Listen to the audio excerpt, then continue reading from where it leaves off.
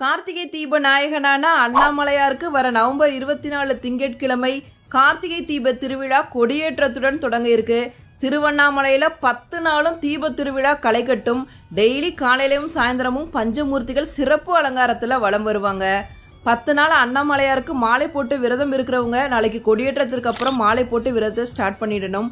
10 நாளும் விரதத்தை கடைபிடித்து டிசம்பர் 3 மகா தீபம் அன்னைக்கு திருவண்ணாமலை வந்து கிரிவலம் போயிட்டு மாலையில் மகா தீபம் பார்த்துட்டு உங்களோட விரதத்தை நிறைவு பண்ணிக்கலாம். நவம்பர் 24 கொடியேற்றம், நவம்பர் 27 வெள்ளி கற்பக விருட்ச வாகனம், 28 வெள்ளி ரிஷப வாகனம், 29 வெள்ளி ரதம், 63 நாயன்மார்கள் வீதியுலா, நவம்பர் 30 காலை 6 மணிக்கு மேல் விநாயகர் தேர்வடம் பிடித்தல், பஞ்சமூர்த்திகள் மகாரதங்கள் தேரோட்டம்.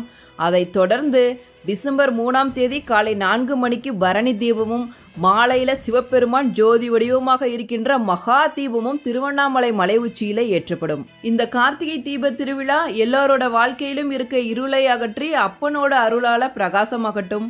ஓம் நம சிவாய. அன்பே சிவம்.